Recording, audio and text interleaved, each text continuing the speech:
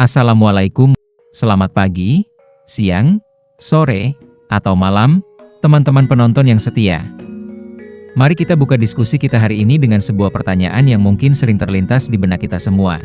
Bagaimana sih sebenarnya kondisi Indonesia saat ini? Saya yakin, kita semua punya pandangan yang beragam, bukan? Ada yang bilang, Indonesia sudah maju, lihat saja infrastruktur di mana-mana. Tapi tak sedikit juga yang menghela nafas panjang. Maju dari mana? Harga kebutuhan pokok makin melambung, gaji segitu-gitu aja, rasanya kok jalan di tempat, bahkan mundur ya? Nah, fenomena inilah yang sering kita dengar dan rasakan. Indonesia seolah-olah berada di persimpangan jalan, di mana ada sisi yang menunjukkan kemajuan. Namun di sisi lain kita merasakan smoothing atau stagnasi yang cukup meredam. Bayangkan saja, minyak goreng, telur, beras, semuanya seperti berlomba-lomba menanjak harganya. Sementara itu, daya beli masyarakat, terutama yang menempel di pas-pasan, terasa seperti tergerus gelombang air pasang. Ironisnya, kita tahu betul bahwa Indonesia dianugerahi kekayaan alam yang berlimpah ruah. Dari Sabang sampai Merauke, tanahnya subur, lautnya kaya, tambangnya berlimpah. Pertanyaannya, mengapa paradoks ini terjadi? Mengapa masyarakatnya justru merasa tercekik oleh biaya hidup, padahal negerinya begitu kaya? Masalah ini, teman-teman, sungguh sangat kompleks. Ini bukan sekedar urusan ekonomi semata. Ini adalah benang kusut yang melibatkan berbagai aspek kehidupan kita: ekonomi, politik, budaya, keamanan, bahkan pendidikan. Semua saling terkait, seperti rantai yang tidak bisa putus satu persatu. Jika satu mata rantai bermasalah, seluruh sistem akan terpengaruh. Nah, kalau kita bicara tentang masalah sekompleks ini, lalu siapa atau apa yang menjadi kuncinya? Jawabannya tentu saja ada banyak faktor, tapi jika kita harus memilih satu yang paling krusial, saya pribadi akan menunjuk pada satu entitas, pemimpin. Coba kita renungkan sejenak. Dalam setiap organisasi, dari yang terkecil seperti keluarga, hingga yang terbesar seperti sebuah negara, peran seorang pemimpin itu ibarat nahkoda sebuah kapal. Mau bertengkar apapun awak kapalnya, selengkap apapun perbekalannya, atau secanggih apapun teknologi yang dimiliki, jika nahkodanya tidak becus, tidak punya visi, atau bahkan malah membawa kapal ke arah yang salah, maka kapal itu akan hilang, atau bahkan karam. Di ranah negara, seorang pemimpin bukan sekadar individu yang memiliki kekuasaan. Lebih dari itu, dia adalah sosok yang menjadi ujung tombak, penentu arah, dan pusat harapan. Kemampuan individu seorang pemimpin, baik dari segi intelektual, emosional, maupun spiritual, sungguh sangat mempengaruhi dinamika dan kemajuan suatu bangsa. Seorang pemimpin yang visioner, berintegritas, dan punya empati tinggi, mampu menggerakkan dan memotivasi seluruh elemen masyarakat. Mereka dapat membangkitkan emosi positif, mendorong orang lain untuk berpartisipasi, berinovasi, dan berkontribusi demi efektivitas serta keberhasilan bersama. Dan kebohongan, kekuasaan selalu datang beriringan dengan tanggung jawab. Jika kita melihat ada seorang pegawai di sebuah kantor yang melakukan praktik korupsi, misalnya, maka yang ikut terseret bukan hanya pegawai itu sendiri. Kepala atau ketua yang menjadi pemimpin di kantor tersebut secara moral, dan bahkan hukum, juga ikut bertanggung jawab. Mengapa? Karena segala aktivitas, kebijakan, dan bahkan penyimpangan dalam suatu lingkup kerja seharusnya sepengetahuan dan di bawah pengawasan pimpinan.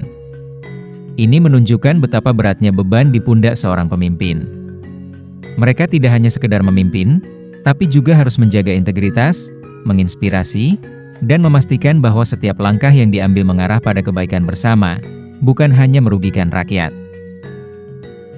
Melihat kondisi yang serba tak menentu, harga kebutuhan yang melambung, serta isu-isu kompleks lainnya, tak jarang kita mendengar kembali bisikan-bisikan harapan yang sudah mengeluarkan kuat dalam kebudayaan kita. Harapan akan datangnya Ratu Adil atau Satrio Piningit.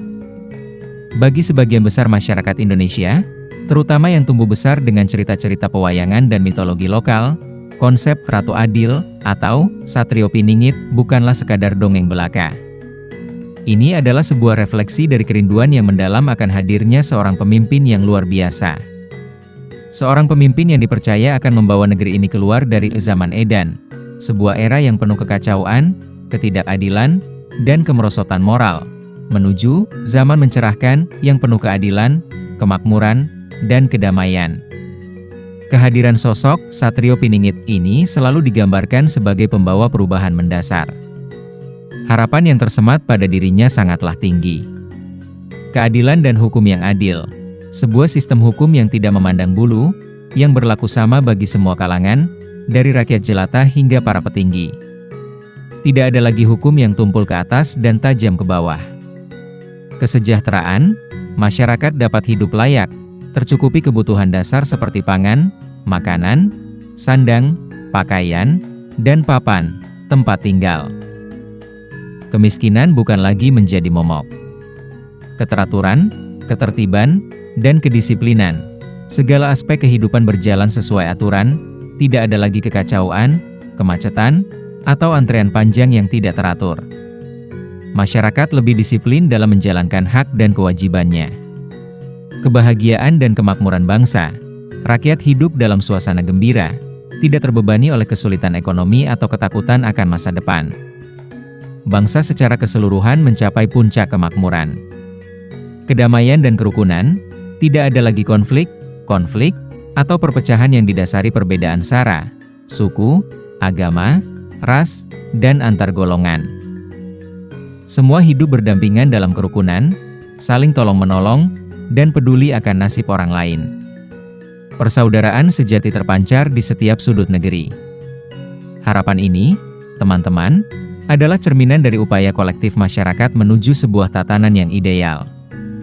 Sebuah tatanan di mana pemimpinnya bukan hanya cerdas, tetapi juga bijaksana, bukan hanya kuat, tapi juga adil dan penuh kasih sayang. Pada akhirnya, di balik segala kompleksitas dan mitologi, apa sebenarnya harapan sederhana yang ingin dicapai oleh rakyat? Jawabannya sebenarnya sangat mendasar dan manusiawi. Rakyat menginginkan kehidupan yang lebih baik. Bagi jutaan kepala keluarga di Indonesia, kehidupan yang lebih baik itu berarti tidak ada kemiskinan. Setiap keluarga mampu memenuhi kebutuhan dasarnya tanpa harus berjuang mati-matian setiap hari. Tidak ada kemiskinan. Setiap individu yang cakap dan mau bekerja mendapatkan kesempatan yang layak, pekerjaan yang sesuai dengan kemampuan dan keahlian masing-masing. Ini bukan hanya soal perut, tapi juga soal harga diri dan kontribusi.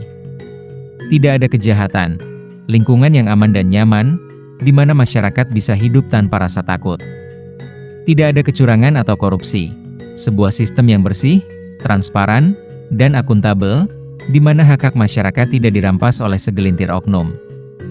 Untuk mencapai semua harapan ini, ada satu fondasi yang mutlak harus ditegakkan tanpa kompromi. Hukum harus ditegakkan seadil-adilnya. Tanpa penegakan hukum yang adil dan tegas, semua harapan di atas akan tetap menjadi angan-angan belaka. Keadilan adalah oksigen bagi masyarakat. Ketika keadilan tercoreng, maka kepercayaan rakyat pun akan runtuh, dan kita akan semakin terjerembab dalam zaman edan yang ingin kita hindari. Semoga, dengan kesadaran kolektif tentang masalah yang ada, serta dorongan kuat untuk memilih dan mendukung pemimpin yang benar-benar berintegritas dan visioner, kita bisa bersama-sama mewujudkan Indonesia yang lebih baik. Mungkin, Ratu Adil, itu bukan sosok tunggal yang turun dari langit, melainkan cerminan dari semangat keadilan, kebersamaan, dan kepemimpinan yang berpihak pada rakyat yang tumbuh di hati setiap individu kita. Mari kita wujudkan harapan itu bersama.